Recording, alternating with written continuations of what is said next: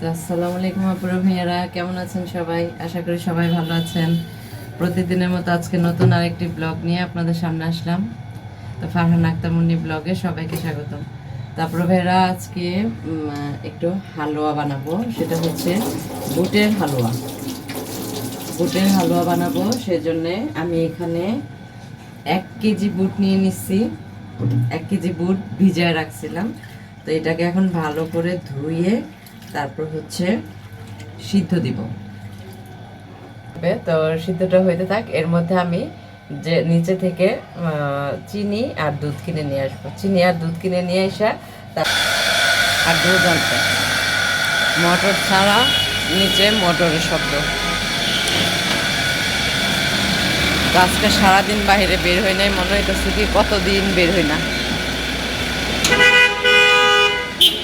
এত কাজের চাপে মানে আমার ফুড ডেলিভারি তো আমি যাইতে পারতেছি না। দেখেন জ্যাম লেগে গেছে একটুখানি রাস্তায়, এই ফাঁকে আমি রাস্তা পার হয়ে যাই।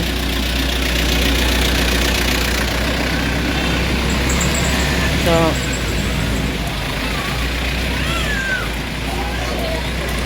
বুট নিব, বুট না সরি চিনি আর দুধ।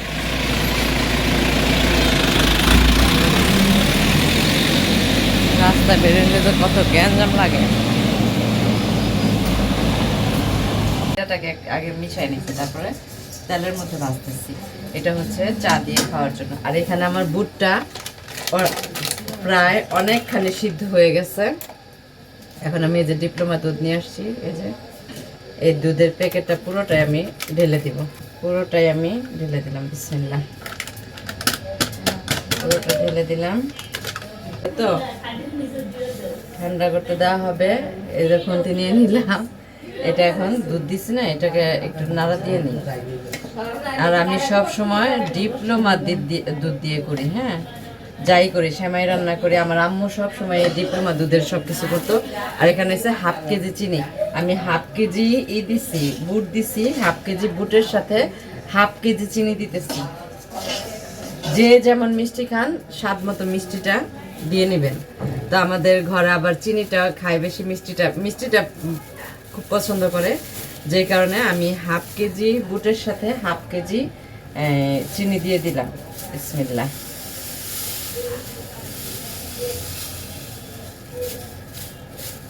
চিনি দিয়ে দিলাম। এখন বুটটা আগে সিদ্ধ করে পরে চিনিটা দিবেন, মিষ্টিটা দিবেন। কারণ চিনি যদি শুরুতেই দেওয়া হয় তাহলে ওইটাকে হয় কি যে বুটটা সিদ্ধ হইতে চায় না। যেহেতু আমার বুটটা সিদ্ধ হয়ে গেছে, এখন আমি দুধটা আর চিনিটা দিয়ে দিলাম। আর বুট সিদ্ধর সময় আমি কয়েকটা এলাচ দিয়েছিলাম। এটা এখন ভালোভাবে সিদ্ধ হবে। আর হালকা একটু নুন দিয়ে দিতেছি। এটা হচ্ছে হালকা, একদম হালকা, মিষ্টির স্বাদটা একটু বাড়ানোর জন্য হালকা একটু নুন দিয়ে দিলাম। মিষ্টির মধ্যে হালকা একটু নুন দিলে নাকি মিষ্টির স্বাদটা বাড়ে, এটা আমার আম্মু বলছে। তো এখানে আমার এটা হয়ে চিরা ভাজা খেয়ে তারপরে চা খাবো। তো পাশে থাকুন, আমার এখনো কিন্তু হালুয়া বানানো শেষ হয় না, আরো অনেক কাজ বাকি আছে, অনেক। তো এখন আমি যে দেখেন চিরা ভাজা নিচ্ছি। ও গরম গরম চিরা। আর আমার বুটটা তো দেখলেন, ওইখানে দুধ দিছি, চিনি দিছি, আর একটু জাল হবে। জাল হওয়ার পরে ওইটাকে ঠান্ডা করতে দিব। ঠান্ডা করে তারপর হচ্ছে ব্লেন্ডারে ব্লেন্ড করব। আর সেই পর্যন্ত আমি একটু চা খাবো, আর হচ্ছে চিরা ভাজাটা খাই। হইতে থাক, হইতে চাটা খাওয়া শেষ করব, তারপর হচ্ছে বাকিটা কিভাবে কি করি সবকিছু আপনাদের সাথে শেয়ার করব। চিরা ভাজার সাথে এই যে দেখেন কাঁচামরিচ, দেখছেন কত বড় কাঁচামরিচ দিচ্ছি। চিরা ভাজার সাথে খাবো। তোমার খুব ঝাল ঝাল কিছু খাইতে ইচ্ছা করতেছে, এই জন্য চিরাটা ভাজলাম ভাইজা। এখন এই যে এটার সাথে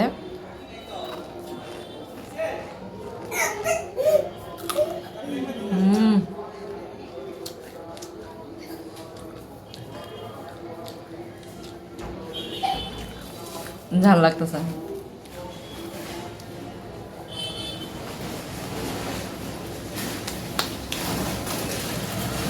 আমরা এই যে গাজরের হালুয়া করতেছি, সেজন্য এখানে আমি 2 কেজি গাজর নিছি। 2 কেজি গাজরটাকে ভালো করে ধুয়ে পানি ঝরায় নিছি।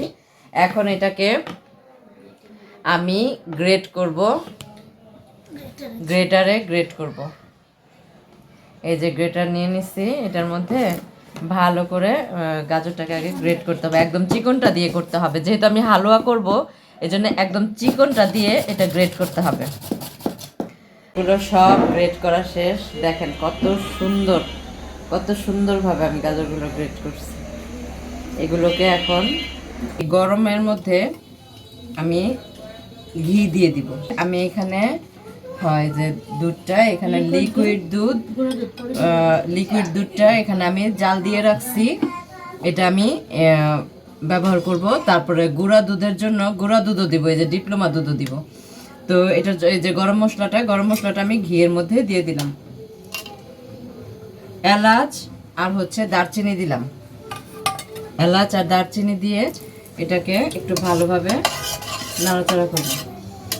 ওফ, ঘি আর এলাচ দারচিনি এত সুন্দর একটা ফ্লেভার বের হয়েছে,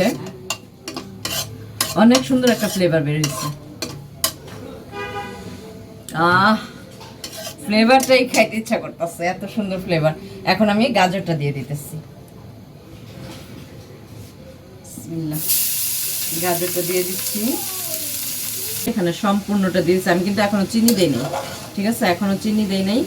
তো আমি কিছু গাজর ব্লেন্ড করছি যেন, আর কিছু কুচায় রাখছি, একদম চিকনটা দিয়ে কুচাইছি। আপনারা চাইলে মোটাটা দিয়েও কুচাইতে পারেন, যে যেমন করে।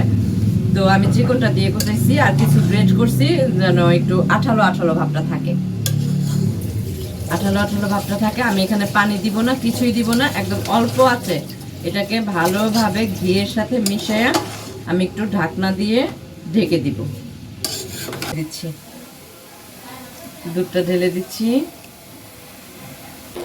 তো দেখেন আপুরা ভাইয়েরা, এই যে কালারটা কত সুন্দর হয়েছে, আপনাদের একটু কালারটা দেখাই।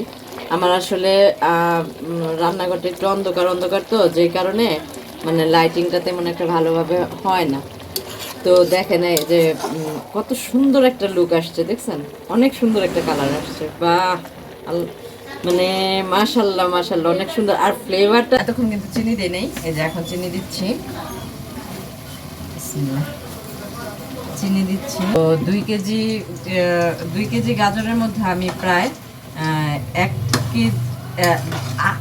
আধা কেজি চিনি দিচ্ছি।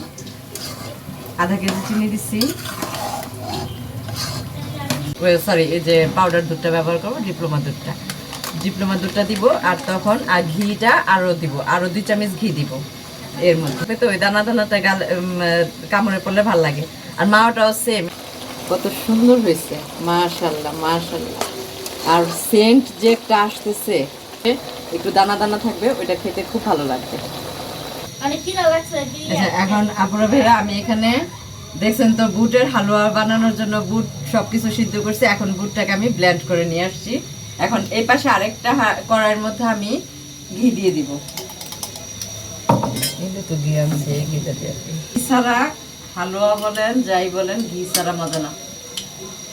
এখানে 1 চামচের বেশি দিচ্ছি, এখানে আরেক চামচ দিলাম, 2.5 চামচ ঘি দেওয়া হয়েছে।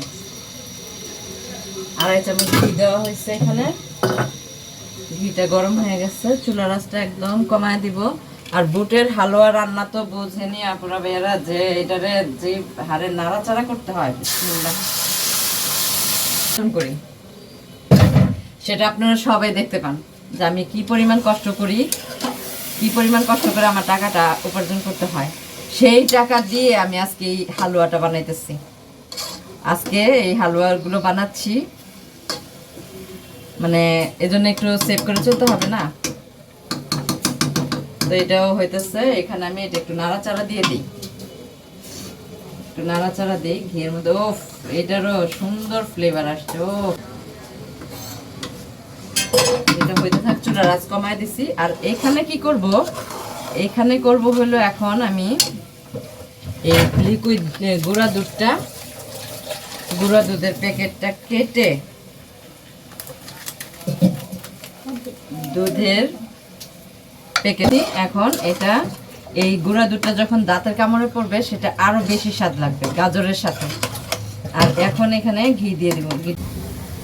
তারপরে ভাইরা আমি এই গাজরের হালুয়ার মধ্যে আমি এখন ফাইনালি লাস্ট নামিয়ে ফেলবো, এর জন্য আমি এখন আরেকটু ঘি ব্যবহার করতেছি। 1 চামচ দিলাম, আরেক চামচ দিয়ে দিই, 2 চামচ ঘি দিলাম।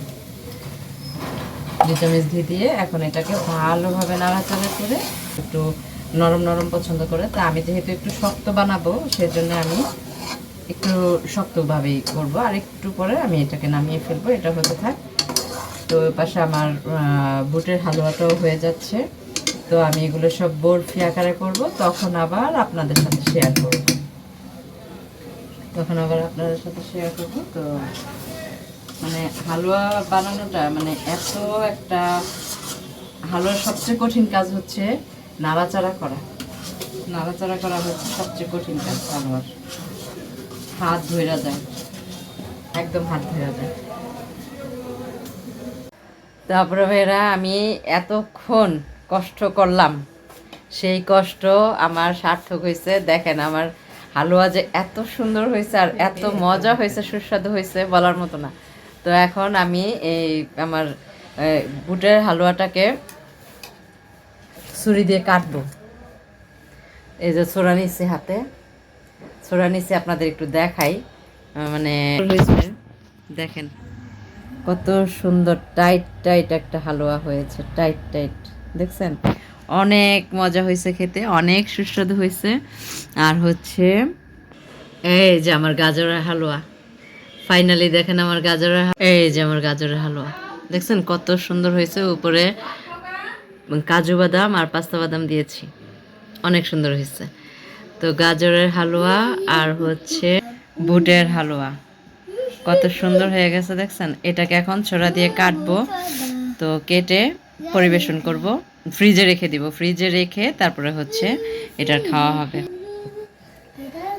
আজকে আমার এই ভিডিওটি কেমন লাগলো অবশ্যই কমেন্টের মাধ্যমে জানাবেন, আর লাইক দিয়ে ভিডিওটি দেখা শুরু করবেন। আর হলো আজকে এই পর্যন্তই বিদায়, দেখা হবে নতুন কোনো এক ভিডিওতে। সে পর্যন্ত সবাই ভালো থাকবেন, সুস্থ থাকবেন। আল্লাহ হাফেজ।